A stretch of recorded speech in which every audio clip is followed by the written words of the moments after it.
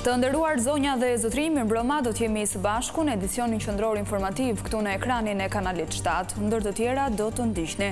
Shqipëria mbyll një tjetër hap të rëndësishëm. Sot mbyllen 3 kapitujt e parë të anëtarësimit. Në Bruksel mbahet konferenca e 9 ndërqeveritare. Një ministre e qeverisë serbe mbështet publikisht spastrimin etnik në Kosovë. Tirana dhe Brukseli zyrtar dënojnë deklaratën tronditëse dhe e papranueshme.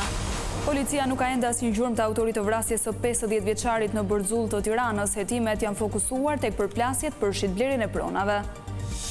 E gjithë Europa po përballet me temperatura të larta që kanë shkaktuar edhe zjarre masive. Autoritetet marrin masa duke kufizuar disa aktivitete publike.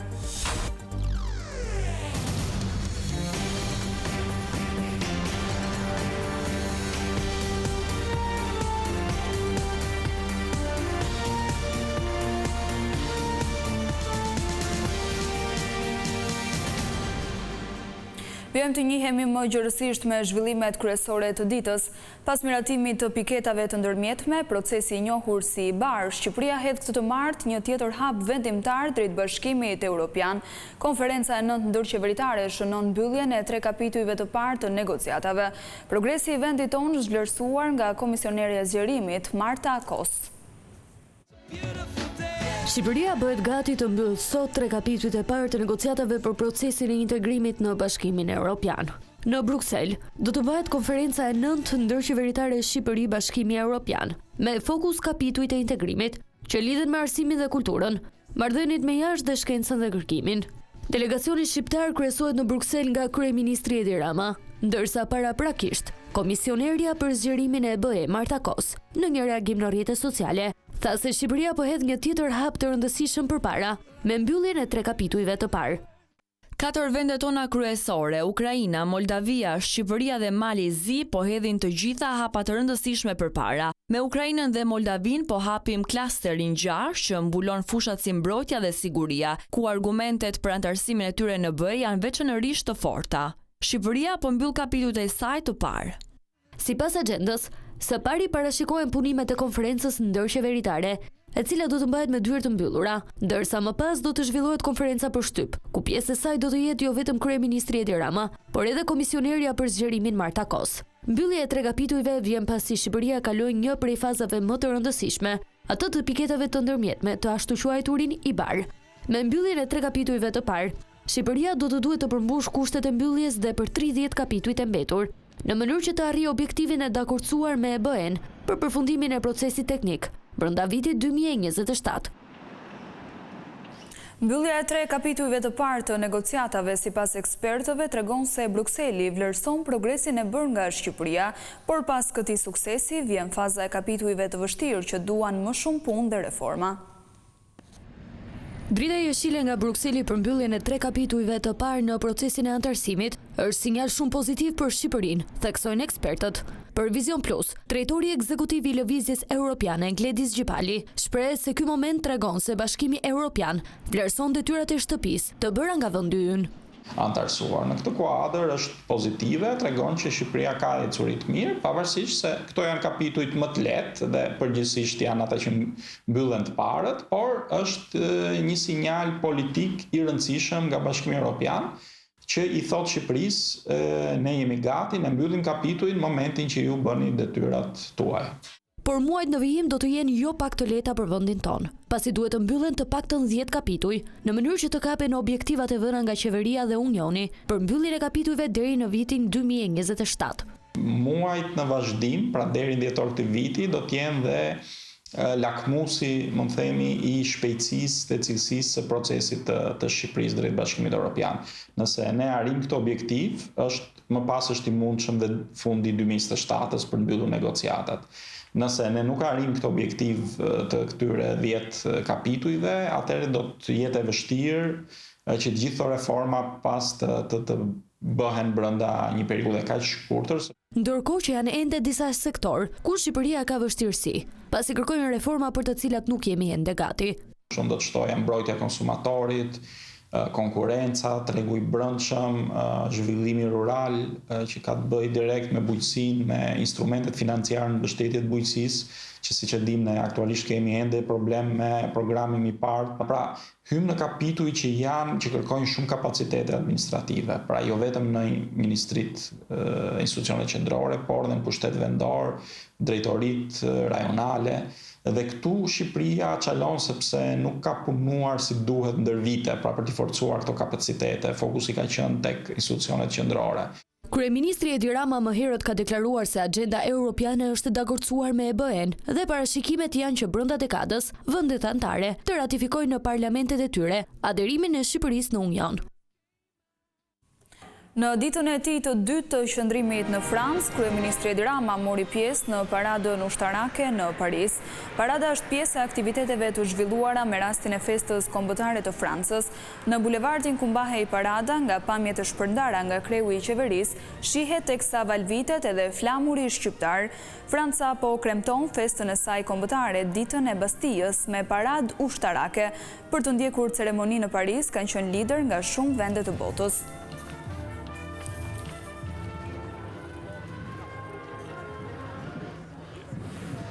Një ministre në qeverinë serbe është shprehur pros pastrimit etnik në Kosovë, një deklaratë që u dënua me forcë nga Tirana zyrtare si dhe nga Bashkimi Evropian. Qëndrimi i saj është konsideruar tronditës, fyes dhe që minon përpjekjet për dialog mes Kosovës dhe Serbisë. Po të isha Slobodan Milošević, do e kisha spastruar etnikisht Kosovën në vitin 1998.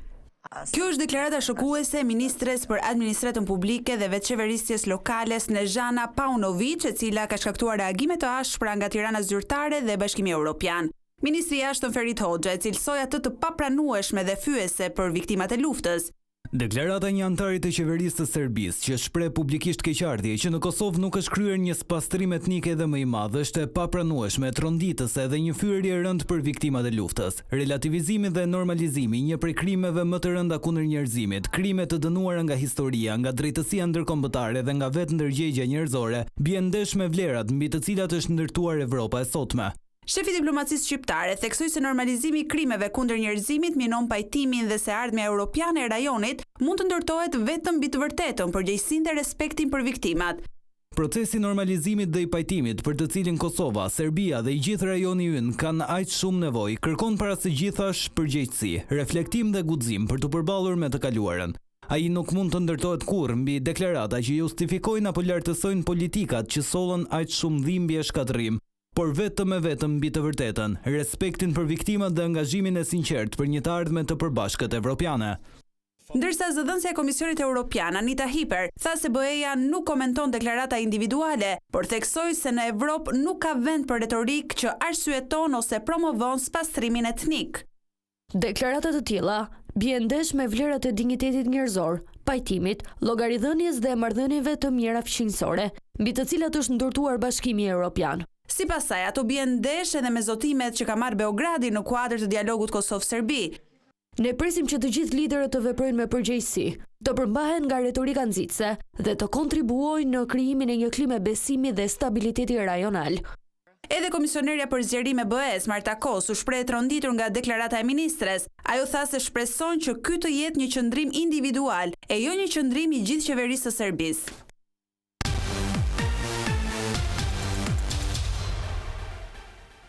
Shqipëria, sipas liderit demokrat Sali Berisha, po qeveriset nga bandat kriminale.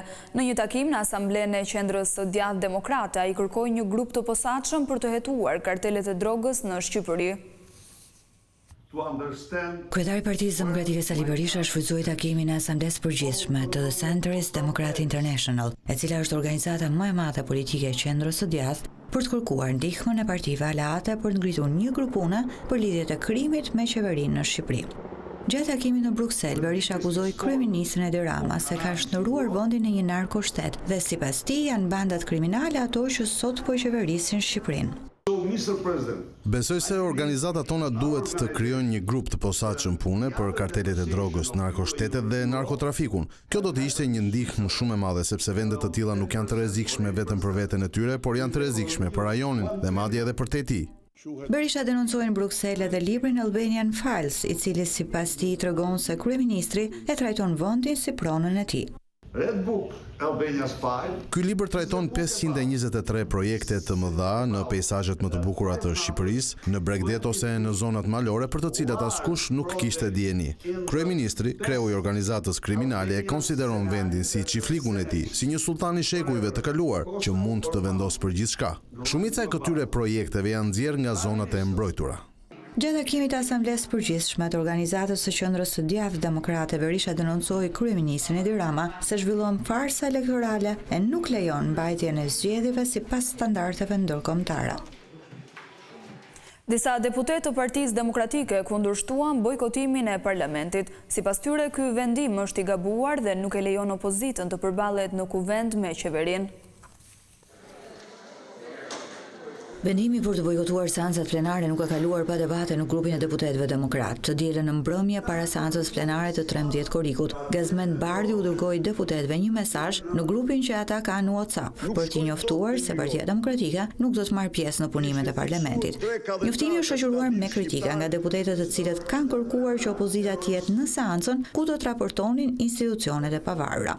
Mes kritikëve kanë qenë Bujar Leska, Ina Zhupa e Jorida Tabaku, të cilët kanë kërkuar që opozita të shkojë në kuvend. Jorida Tabaku shkroi në grupin e deputetëve se mos pjesëmarrja i heq opozitës të vetme platformë publike për debat. Bujar Leska gjithashtu shkroi se bojkoti është gabim. Deputeti i Vlorës, Leska, i postoi qëndrimin e tij edhe në rrjetet sociale. Bojkoti i djeshëm nga Partia Demokratike i seancës plenare të kuvendit ishte një gabim politik dhe institucional. Ne duhet ta shfrytëzonim foltorin e kuvendit për të përballur sektin Rama në qeverisje me argumenta, pyetje e kritika, por zgjodhëm mungesën, zgjodhëm bojkotin, shkruan Bujar Leskaj në mesazhin e tij në Facebook.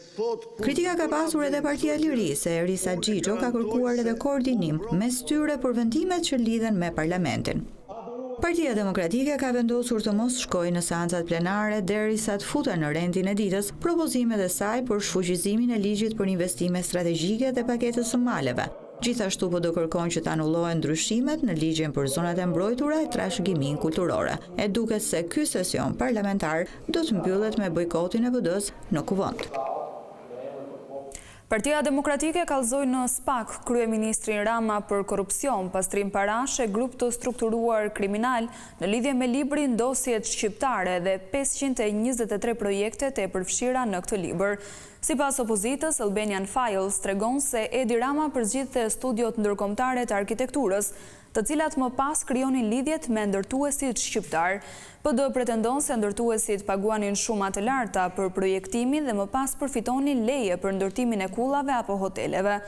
Është minimalisht e provuar se Rama ka kërkuar një përfitim të parregullt në vlera shumë të larta për arkitektët nga investitorët apo ndërtuesit shqiptar, duke i kushtëzuar me miratimin e kërkesave për të pajisur me leje ndërtimi, duke qenë kështu në kushtet e veprës penale të korrupsionit pasiv të funksionarëve të lartë shtetëror, shkruhet në kallëzimin e Partisë Demokratike.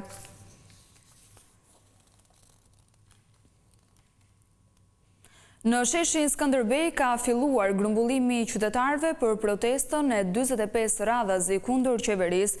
Ata do të zhvendosen drejt kryeministrisë ku pritet të vijojnë thirrjet për dorëheqjen e kryeministrit Rama, si dhe anulimin e disa ligjeve që lidhen me investitorët strategjik dhe zonat e mbrojtura. Më pas protestuesit do të marshojnë si çdo mbrëmje në disa rrugë të kryeqytetit.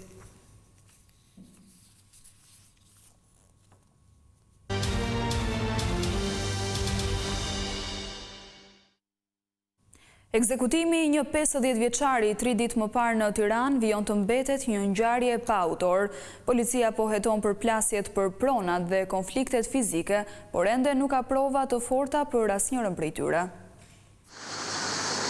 Policia Tiranës ende nuk ka asnjë gjurmë apo provë që mund të ndihmojë në identifikimin e autorit që ekzekutoi Edmond Sule në fshatin Bërxull. 50 vjeçari u godit për vdekje me një plumb, teksa po futej në banesën e tij. Distanca nga ku autori ka qelluar besohet të jetë të paktën 30 deri në 40 metra. Plumbi ka hyrë në pjesën e kurrizit dhe ka dalë në kraharor, e si pasojë e hemorragjisë së larta i ndërroi jetën në vend. Momentin kur 50 vjeçari humbi jetën është fiksuar nga kamerat e sigurisë së banesës. Pista kryesore e hetimeve lidhet me çështjen e pronave. Sula kishte patur përplasje me disa persona të tjerë për disa prona në zonën e Vorres dhe jo vetëm. Ai njihej si një person me ndikim në zonë, i skeduar më herët nga drejtësia, ndërkohë që kryente edhe rolin e sekserit për toka apo pasuri të ndryshme, sidomos në periferitë të Tiranës. Një tjetër pistë është ajo e konflikteve që ai mund të ketë patur me banorët e zonës. Edmond Sula gjatë kohëve të fundit ka patur përplasje fizike me disa persona, megjithatë nuk ka ende prova të mjaftueshme për asnjë prej këtyre pistave. Pamjet e kamerave të sigurisë që kanë filmuar autorin janë të pakta dhe jo të qarta. Ato tregojnë autorin duke u larguar në këmbë, ku pikërisht autori duket në ndritat e makinave të rastit. Me pas ai humbet gjurmët, ku dyshohet se mund të jetë ndihmuar nga një automjet me persona të tjerë. Për shkak se viktima është qelluar me një plumb të vetëm nga larg, dyshohet se arma mund të ketë qenë ndonjë pushk ose sniper. Ndërkohë hetuesit po verifikojnë dhe faktin që autori kishte dieni për lëvizjet e viktimës. Ky i fundit pasi ka parë ndeshjen e shquar nga lokali dhe është nisur drejt banesës. Dyshohet se një tjetër person që ka veshguar 50 vjeçarin ka vënë në dieni autorin për lëvizjet e viktimës. Në akuzën e shpërdorimit të detyrës, ish kryetari i Bashkisë së Divjakës, Fredi Kokoneshi, është marrë i pandehur. Ai dyshohet se dha leje për ndërtimin e impjantit të paneleve diellore në një sipërfaqe toke bujqësore. Ish kryetari i Bashkisë së Divjakës merret i pandehur nga SPAK. I vënë në akuzë për shpërdorim detyre në bashkëpunim, Fredi Kokoneshi, nëse shpallet fajtor, rrezikon të dënohet deri në 7 vjet heqje lirie. Për po të njëjtën vepër penale të dyshuar janë edhe ish-vartësit e tij Andi Bullari, Ledio Xharo dhe Dorian Spaho. Hetimet që në fillim u çelën nga prokuroria e Fierit e më pas i mori në kompetencë SPAK, kanë zbuluar se në qershor të 2021-shit, Bashkia e Divjakës i ka dhënë 2 shoqërive private 67 hektar tokë për ndërtimin e implanteve diellore. Sipas strukturës antikorrupsion, ata kanë manipuluar origjinën e sipërfaqes së dhënë me qira. Shkelja qëndron sipas prokurorit Elvin Gokaj te fakti se pasuria që ju vendos në dispozicion kompanive ishte tokë bujqësore, ndaj investimi privat është ndaluar. Duke ja dhënë me qira për 10 vjet për të ndërtuar panele diellore në bashkëpunim të pandehurit, i kanë kërkuar ministrisë të rikategorizojë tokën. Temperaturat e larta dhe era kanë favorizuar përhapjen e zjarreve në disa vatra në Vlorë dhe në Dimal, ndërkohë policia ka arrestuar 2 persona që dyshohen për zjarrvënie të qëllimshme. 2 vatra zjarri janë shfaqur këtë të martë në qarkun e Vlorës duke rrezikuar sipërfaqe me bimësi dhe zona pranë banesave. Vatra parë regjistruar në lagjen 15 tetorit të qytetit të Vlorës, ku flakët përfshin kodrat me pisha dhe shkure shumë pranë disa banesave. Dyshohet se zjarri është vendosur qëllimisht për pastrimin e territorit. Ndërhyrja e shërbimeve zjarr fikse bëri të mundur mbajtjen e situatës nën kontroll. Vatra tjetër u regjistrua pranë fshatit Novosel, ku flakët ju afrohen zonës së banuar duke alarmuar banorët. Pas rreth 2 orësh punë, forcat zjarr fikse arritën të izolojnë zjarrin dhe të shmangin rrezikun për banesat. Probleme pati edhe në bashkinë Dimal, ku një zjarr përfshiu një kodër me ullinje dhe pemë në fshatin Kutalli. Flakët u përhapën me shpejtësi për shkak të erës dhe temperaturave të larta, duke kërkuar ndërhyrjen e forcave zjarr fikse të Beratit, Kuçovës dhe Dimalit. Pas disa orësh zjarri u vënë në kontroll. Ndërkohë, gjatë 24 orëve të fundit janë arrestuar 2 persona dhe një tjetër është proceduar në gjendje të lirë për zjarret e regjistruara në Kavaj, Vorë dhe Mallakastër. Sipas të dhënave të policisë, që nga fillimi i muajit qershor janë arrestuar ose proceduar gjithsej 29 persona të dyshuar si autor të zjarreve në vend. Drejtues të Federatës së Transportit i kanë quajtur diskriminuese ndryshimet e fundit në kodin rrugor. Sipas tyre, heqja e patentës përgjithmonë nuk zbatohet as në vendet me rregullat më të ashpra siç është Gjermania. Ndryshimet në kodin rrugor, veçanërisht me asaj që heq lejen e drejtimit për jetë, për drejtuesit që kapen disa herë në timon të dehur, kundërshtohen nga Federata e Transportit, që thotë se këto amendime kaluan në parlament pa u konsultuar me grupet e interesit. Kodi është një diskriminim i plot që bëhet të rinjve shqiptar, të cilët nëse kapen me pak drogë ose me pak alkool për i moment saktor ato trinj janë, u hiqet leje, nëse kapen brenda 2 vjetëve 2 herë, u hiqet leje drejtimit, s'kan drejt marrin leje drejtimit në Shqipëri përgjithmonë. Ky është diskriminim sepse gjithë bota dhe Gjermania, që është shteti më i ashpër në kodin rrugor, ka një rehabilitim pasi i kontrollon tek qendra e drogës dhe alkoolit dhe nëse ato për 2 vjet janë të pastër, futen, rimarrin lejen e drejtimit. Në vend të masave drastike, Federata e Transportit dhe shoqata e autoshkollave kërkojnë më shumë edukim. Do të fillojmë edukimin rrugor, që nga kopshtet, shkollat dhe autoshkollat. Ne kemi autoshkollat pa formalizuar që deklarohen sipas dëshirës, sigurisht që këto do sjellin pasojën rrugë, të sjellin aksidente, të sjellin probleme të tilla. Në Europë kemi një sfidë për të gjetur shoferë të mirë të kualifikuar. Për t'i tërhequr ata, na duhet të ndryshojmë mjedisin e punës. Të rinjt duhen inkurajuar, edukuar. Ndryshimet ligjore që kaluan në qershor në parlament parashikojnë masa ekstreme për drejtimin e mjetit nën efektin e pijeve alkolike. Sipas përcaktimeve të reja, shoferët e rinj nuk do të lejohen të konsumojnë asnjë sasi alkooli gjatë 2 viteve të para pas pajisjes me leje drejtimi. Për drejtuesit e tjerë të mjeteve aplikohet heqja e përjetshme e lejes së drejtimit në rastet kur ata janë përsëritës dhe kapen duke drejtuar automjetin me nivel alkooli mbi 0.5 gram për litër në gjak.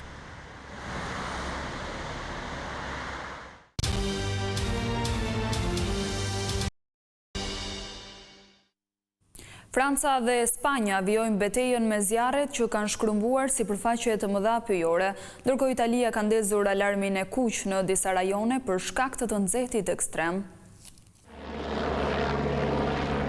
Evropa po përballet me një val të nxehti ekstrem ndërsa zjarret vijojnë të përhapen në disa vende. Situata më kritike mbetet në Francë, ku zjarfiksit vijojnë për të dytën ditë betejën me flakët në pyllin historik të Fontainebleau.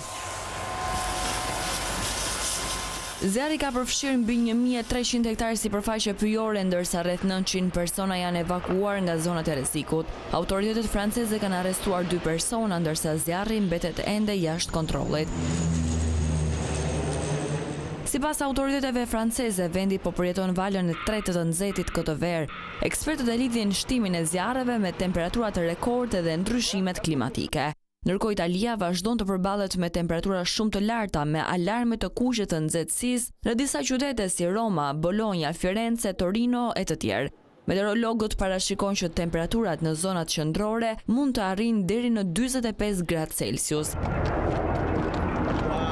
Ndërkohë Spanja vijon të përballet me pasojat e një prej zjarreve më vdekjepruese të viteve të fundit. Autoritetet vazhdojnë kërkimet për persona të zhdukur dhe vlerësimin e dëmeve në zonat e prekura. Edhe Britania e Madhe po haset me një situatë të pazakontë. Shërbimet e emergjencës kanë shpallur alarme për disa zjarre në disa rajone të Anglisë dhe Walesit, gjë e cila ka sjellë evakuimin dhe mbylljen e shkollave. Meteorologët parashikojnë se moti nxehtë pritet të vazhdojë edhe gjatë ditëve në vijim, duke mbajtur të lartë rrezikun për zjarre.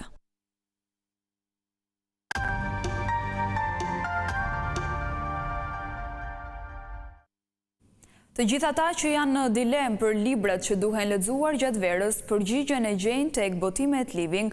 Titujt e rinj të letërsisë për të gjitha grupmoshat janë mënyra më e mirë për të shoqëruar pushimet.